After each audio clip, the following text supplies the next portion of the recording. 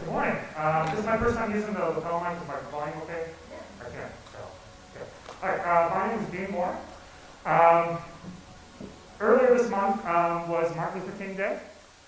It is Black History Month, and Trish and I were kind of talking about we should try to put together a better presentation for Black History Month, particularly around Martin Luther King Day.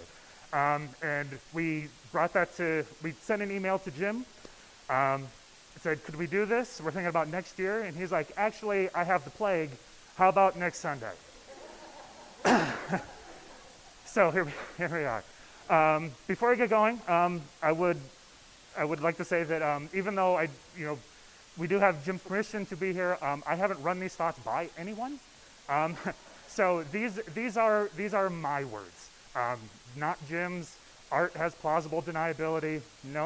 No one told me not to do anything because I didn't ask. If at the end of the day today you feel challenged by some of this, great. If you feel upset by it, great. If you feel awkward or uncomfortable, that's real good. Because today, we're going to talk about white supremacy. And yeah, today we're going to talk about white supremacy and what we're going to do about it. Okay. Okay. White supremacy is like high fructose corn syrup. Okay. The guy on the left, the guy in the Klan hood, he is obviously representing white supremacy. And for those of us who try to be decent human beings, we can look at that and say, I don't want to be anything like him. Once upon a time, that was a significant source of white supremacy in America, but not so much today. Now, what does that mean in terms of corn syrup?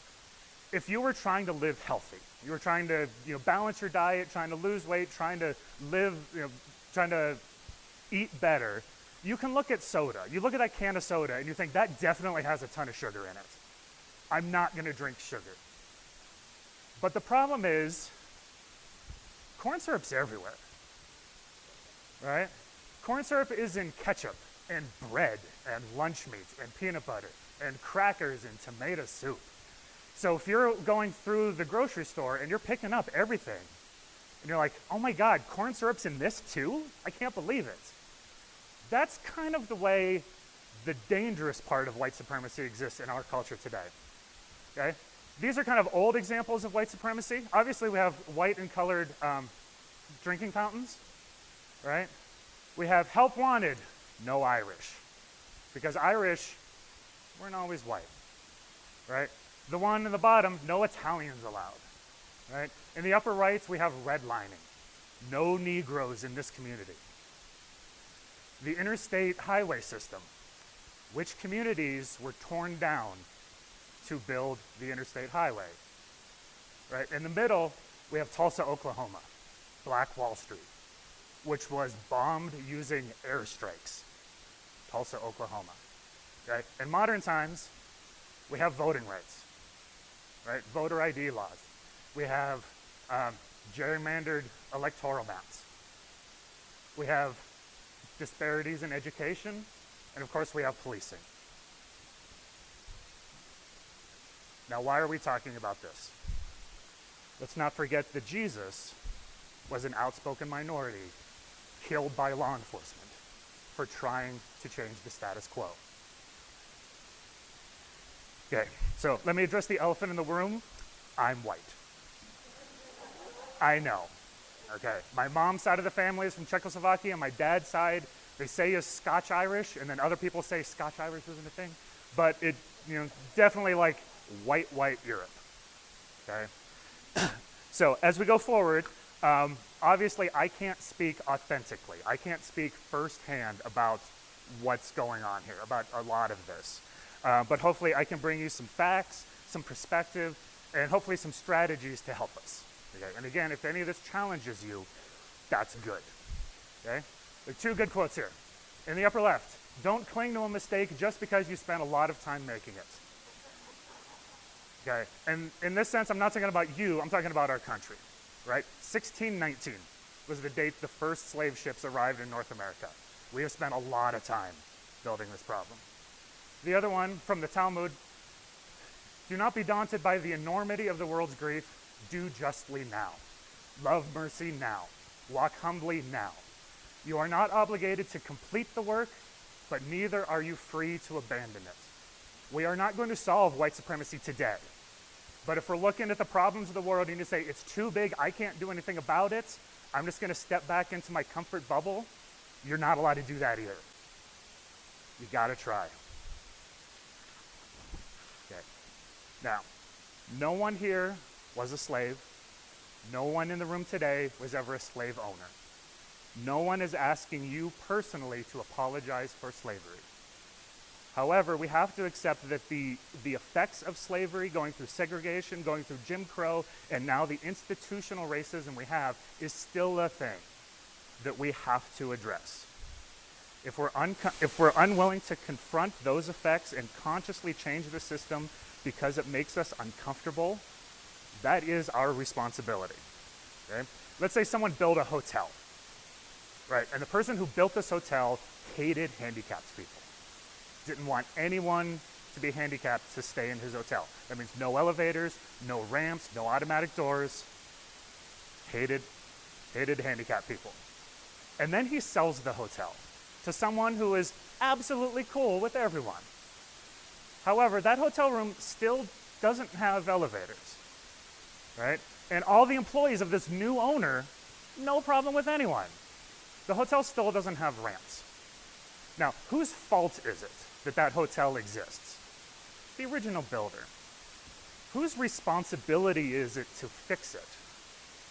It's the new people who want to do better. All right? Once a year, we do Martin Luther King Day, and we like this quote: "Darkness cannot drive out darkness; only light can do that.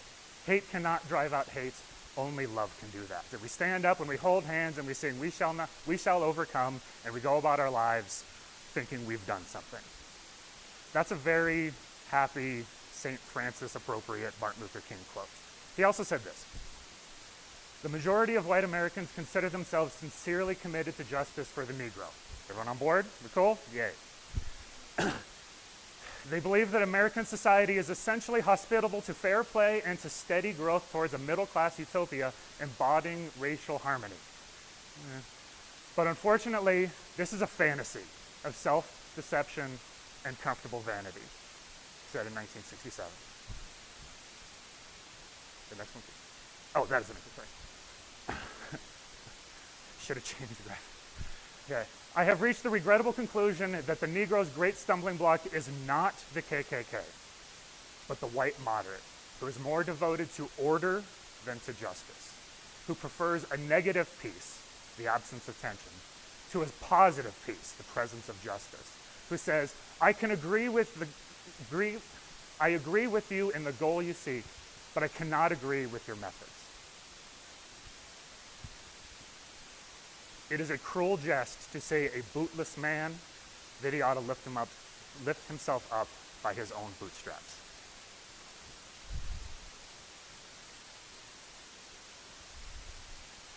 Okay, so right now we're gonna talk about our privilege, our collective privilege.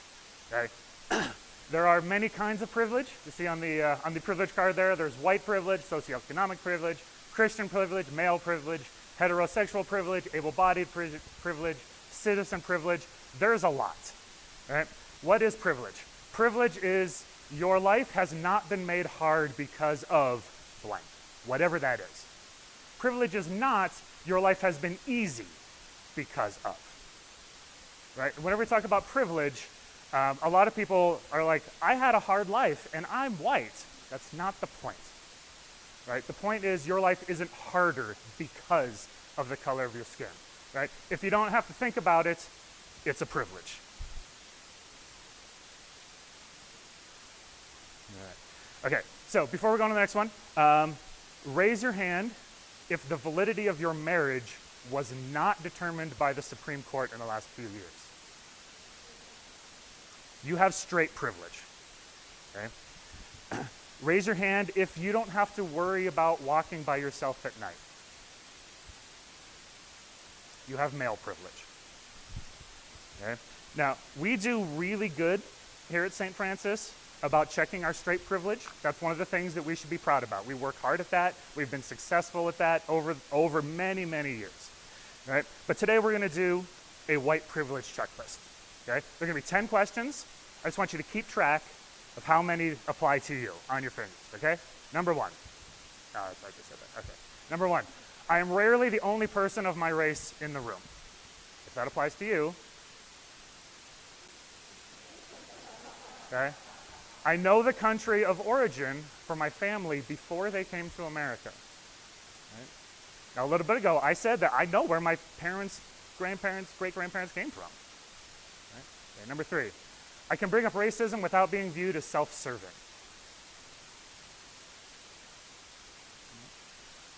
I see people who look like me very often in the media.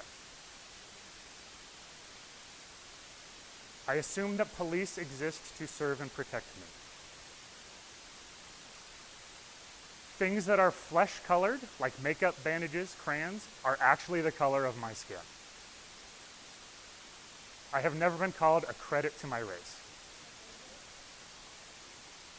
When taught about national heritage in school, most of the important figures look like me. I can make mistakes without being a reflection on my race. I can easily find music, books, and other media that represent my culture. Okay. Who's above 5? Okay. Now, obviously, white supremacy isn't just about excluding black people. There are many other types of minorities. Here in Tucson, we have a huge Hispanic culture. Of course, this applies to them.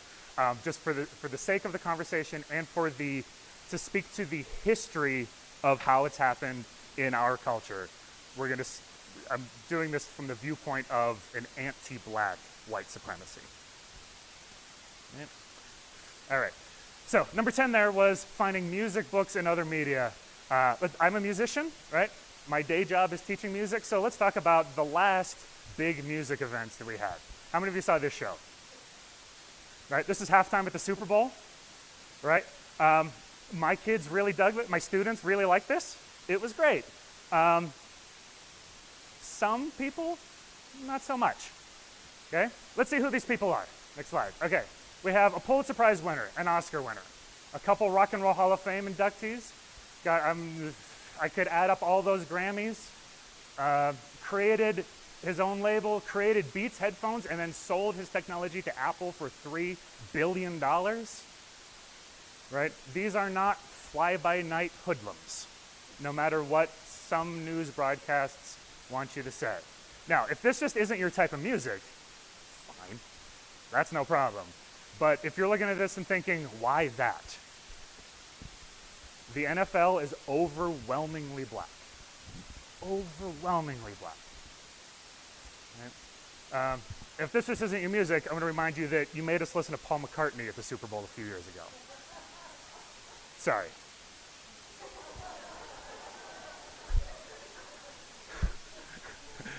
Okay, that guy on the right in the blue, his name is Snoop Dogg. I mean, I'm sure he has a legal name, but he goes by Snoop Dogg. He hangs out with this other lady. Right? Okay, and only one of those people is a felon.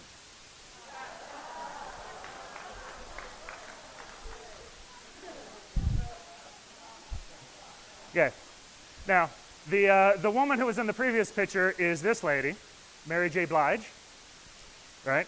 This was her solo tune at the Super Bowl. Now, a lot of people said that this was too sexy, and she was showing too much skin, right? And I gotta say, like, were you watching the same Super Bowl? Because these people were there. Like, I don't know what the difference is there. So, let's talk about ways you can check your privilege, okay?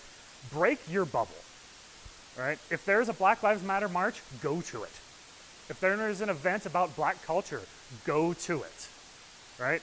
One of the marks of the privilege was, are you the only person of your race in your room? If you're the only white person in a room of all black people at a march, that's good for you. That's good for you. Right? Visit a civil rights museum. They are everywhere. right? Read a book about civil rights leaders who isn't Martin Luther King. Examine the institutional bias in your school or in your place of work. Investigate the achievement and discipline disparity at your kid's school. Directly challenge politicians and news outlets on their bias. Okay? Hold other white people accountable and be direct, right? So if someone says something and you're like, that doesn't seem right, or I don't know about that, that's very wishy-washy. Be direct. That's not true. Right? Set boundaries with others. Right? If you're afraid of cutting off people because of politics, this isn't politics. Right? No one is asking you to cut a friend out of your life because they have a disagreement about the proper marginal tax rate of mid-sized businesses. That's politics. Right? We're talking about what it means to be a human being. And you are allowed to cut people out of your life who have differences of opinions on what it means to be a human being. Get comfortable with being uncomfortable. Right? Put yourself in new places, document what happens, and follow up. Right? Don't let other white people get away with passive white supremacy. Excellent. Cowardice asks the questions, is it safe? Expediency asks the questions, is it political? Vanity asks the questions, is it popular? But conscience asks the question, is it right? And there comes a time when one must take a position that is neither safe, nor politic, nor popular, but one must take it because one's conscience tells one that it is right. Okay, I'm a teacher. Let's talk about white supremacy in education. Tucson Unified School District, that's where I work, has been in a federal desegregation order since 1978. I was born in 1978. That means my entire life, my school district has been under a federal desegregation order. Because in practice, not in policy, but in practice, there were white schools on the east side of the city and there were brown schools on the west side of the city. And the federal judge said that this couldn't happen. You got to start busing people everywhere. And last year, the federal judge in charge of that lawsuit awarded us unitary status, which is this term that no one likes, saying that, hey, you're finally sort of integrated. Okay? Here are the demographics of TUSD. We're 64% Hispanic, 20% white, 6% black, and 4% native. I did round those numbers off, so if it doesn't add up to exactly 100%, that's why. Okay. So we have tried over the last 43 years to get rid of white schools, black schools, Hispanic schools, okay? But we're one district, right? Let's look at the rest of the city. Okay, TUSD there is up in the upper right, Marana's on the upper left. We're in Catalina Foothills. Here we go, 60% white, 25% Hispanic, 2% black. The other side of the city, Sunnyside, 89% Hispanic, 4% white, 3% black. Okay. Now, why are those schools those percentages? Is it the school's fault? It's not the schools. Our communities are segregated, right? In TUSD, those Hispanic schools that the judges didn't like, that's just because the neighborhood is Hispanic, right? But the school had a mechanism to fix it. There is no mechanism in our society to fix the gap between Catalina Foothills and Sunnyside. It doesn't exist because they're different boundaries. This is 21st century redlining. No Hispanics here. What's the solution? The Catalina Foothills School District probably shouldn't exist, at least in the way it does now, right? Don't answer this, but how many of the people living on the north side of the city are really excited about their tax base going to the schools on the south side of the city? Probably not a lot, but have you been to a Sunnyside school? They're a little different. Nice one. Yeah. Vail is a very white community. I just put the ones that I have direct. Yeah.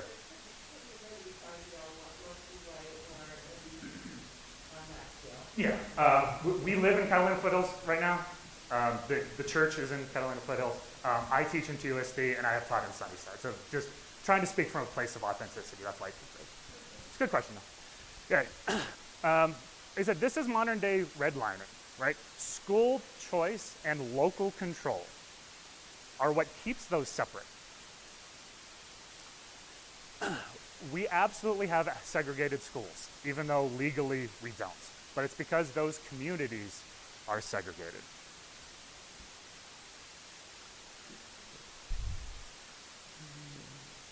King said this: when machines and computers, profit motives, and property rights are considered more important than people, the giant triplets of racism, extreme materialism, and militarism are incapable of being conquered.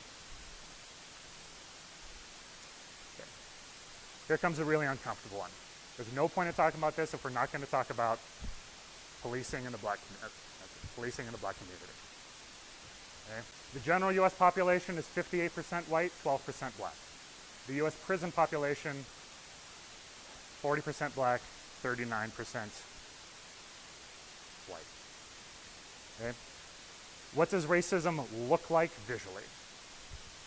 Okay. The white guy in the middle there is the same person on both images. That's Brock Turner, who is a college student caught mid-rape. He was sentenced to 6 months of prison. Right? And his image on the right is the first public image that the media posted when that case went down. Right? The person on the left is named Corey Beatty. He's convicted of the exact same crime,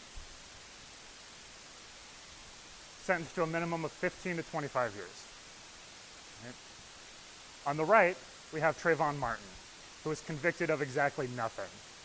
But that's the first image the media decided to post for him. This is what institutional racism looks like. Okay, next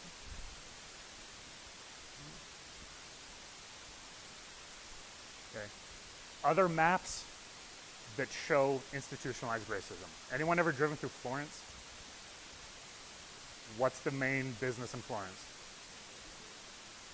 Okay. Not only do the private prison owners have an interest in keeping people incarcerated, the people who live there, the politicians who represent them, get a bonus from those populations.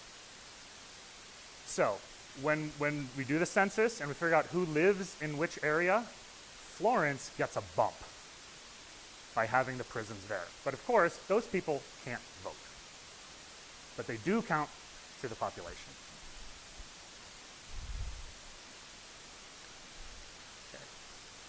Okay. What comes next, I really need to point out that I understand that I am white and I'm giving you secondhand information. The perspective of someone living under white supremacy, right? We have the Black Lives Matter movement and we have Blue Lives Matter. On the right side of the screen, that's a license plate, like a government issued license plate. Okay. There is probably from time to time a sheriff truck in our parking lot that might have the Blue Lives Matter sticker on it. Okay. Blue Lives Matter, supporting your local law enforcement is old. There's nothing inherently wrong with that. But the phrase Blue Lives Matter is a direct response to Black Lives Matter. If Black Lives Matter says, please stop shooting black people, Blue Lives Matter says, shut up, we're going to keep doing what we want. Okay.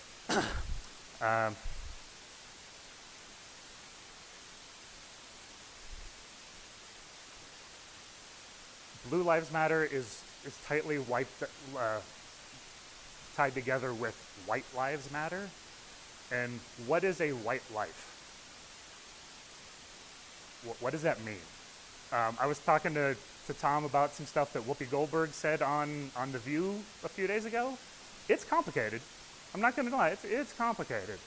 But remember those signs at the beginning that said, help wanted, no Irish? Yeah, Irish, not always white. Italians, not always white, right? Until particularly law enforcement, needed help. And they say, oh, you're Irish, we'll call you white now. And we'll even let your cultural instruments, musical instruments, represent police, right? How many of you have seen like a police parade that had bagpipes? Yeah, there's a reason. There's a reason. Okay. The thin blue line, which I think was originally meant to say we're going to stand by our brothers, in modern usage in a lot of communities just means the cops aren't going to squeal on each other. Okay? Cops aren't going to rout out bad cops. Now, let's talk about teachers for a second. Are there bad teachers? Yes. Okay, now, what does that bad mean? Are we talking about teachers and cops who just don't turn their paperwork in correctly? That's not what we're talking about, right? Are we talking about cops who use their sirens to go through a red light? I would. That's not what we're talking about, right? If we're talking about teachers, teachers don't cover for other pedophile teachers. The problem is, the feeling is that killer cops are being protected by other cops, and they won't break the thin blue line. Okay. The next one. Skip some of that. On the right. Oh, I'm sorry.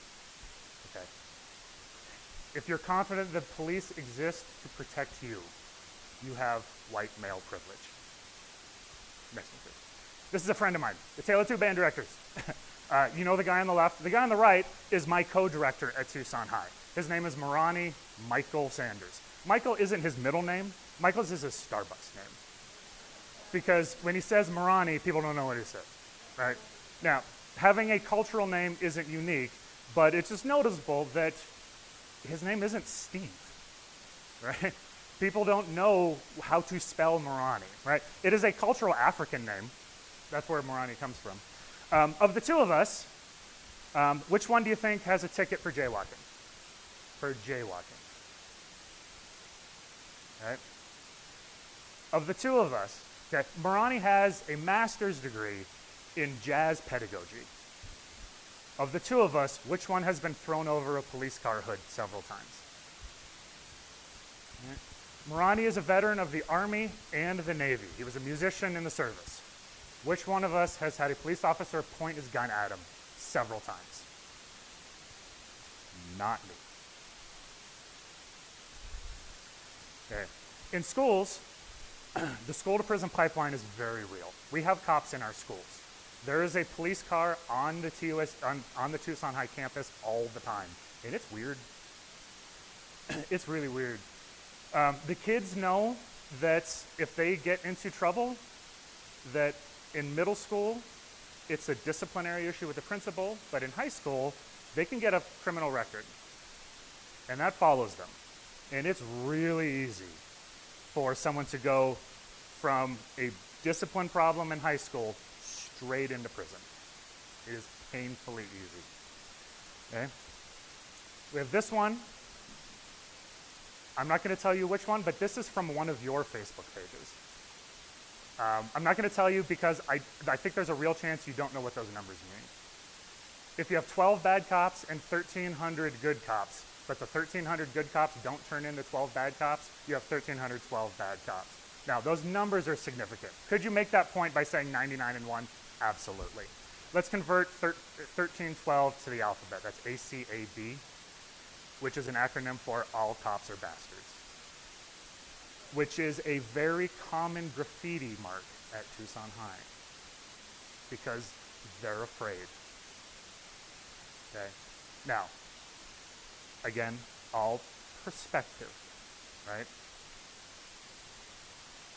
Does that mean that all cops are dirty cops?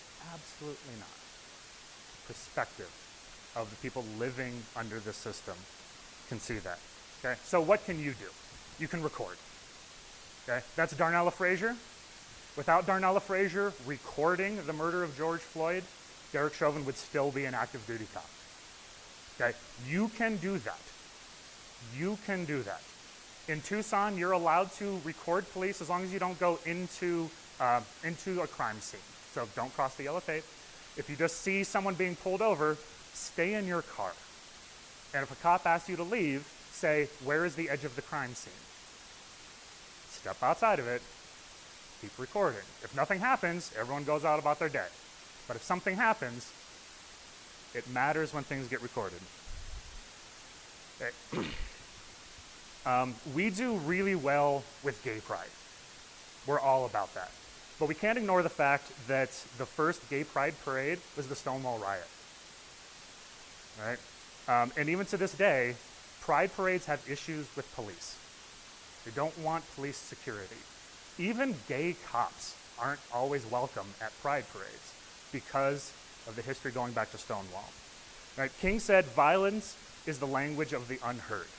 So when you look at things that are uncomfortable on the news, do you say, I wish they wouldn't do that? Or, I wish they didn't have to do that for people to pay attention? Okay, I'm gonna leave you with an authentic voice. Okay, someone who firsthand experiences what it's like here. Thank you for your time. This is your closing thought.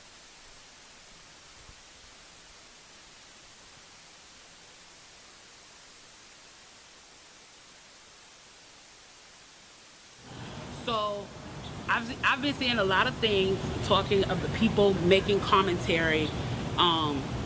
Interestingly enough, the ones I've noticed that have been making the commentary are wealthy black people making the commentary about we should not be rioting, we should not be looting, we should not be tearing up our own communities. And then there's been an argument of the other side of we should be hitting them in the pocket. We should be focusing on the blackout days where we don't spend money. But, you know, I feel like we should do both. And I feel like I support both. And I'll tell you why I support both. I support both because when you have a civil unrest like this, there are three types of people in the streets. There are the protesters, there are the rioters, and there are the looters.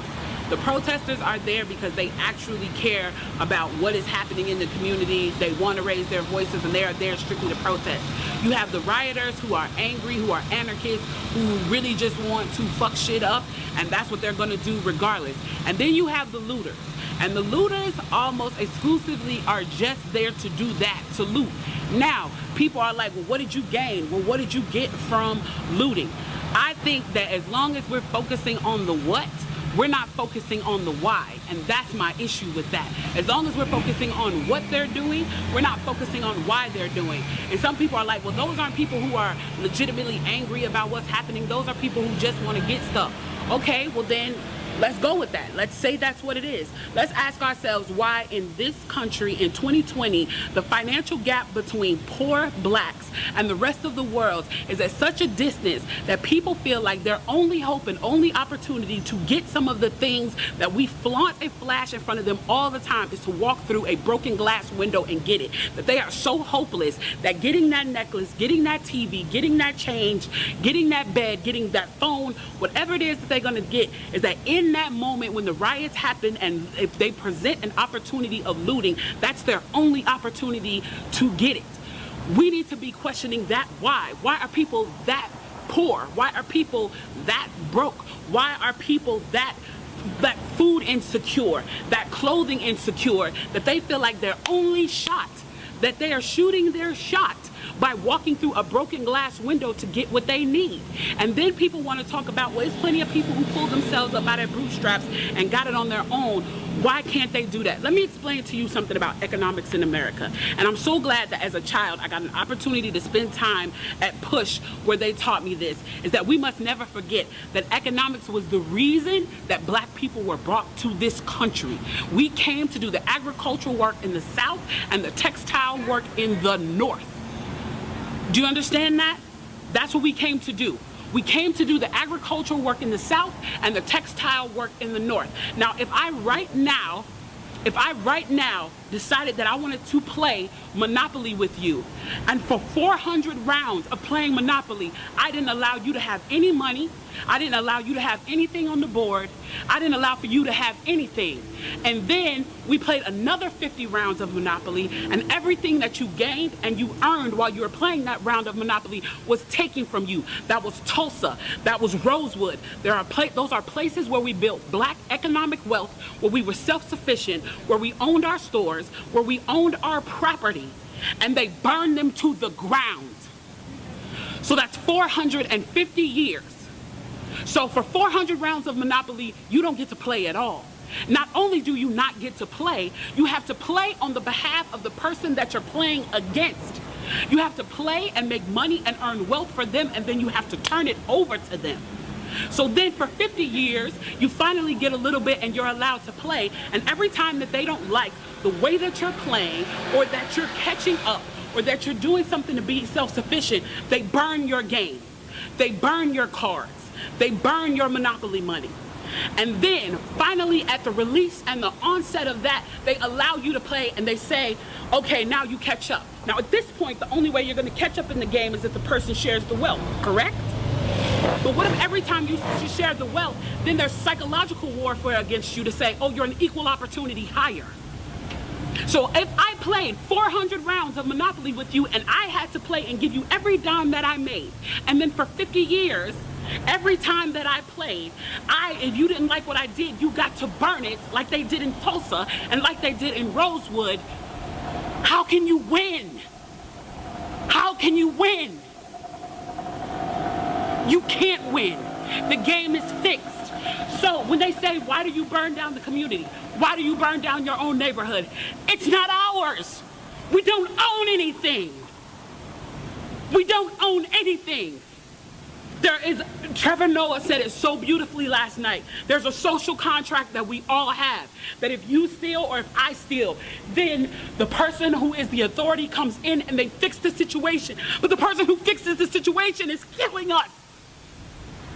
So the social contract is broken. And if the social contract is broken, why the fuck do I give a shit about burning the fucking Football Hall of Fame, about burning a fucking Target? You broke the contract when you killed us in the streets and didn't give a fuck. You broke the contract when for 400 years we played your game and built your wealth. You broke the contract when we built our wealth again on our own, by our bootstraps in Tulsa, and you dropped bombs on us. When we built it in Rosewood and you came in and you slaughtered us. You broke the contract, so fuck your Target. Fuck your Hall of Fame. As far as I'm concerned, they could burn this bitch to the ground. And it still wouldn't be enough. And they are lucky that what black people are looking for is equality and not revenge.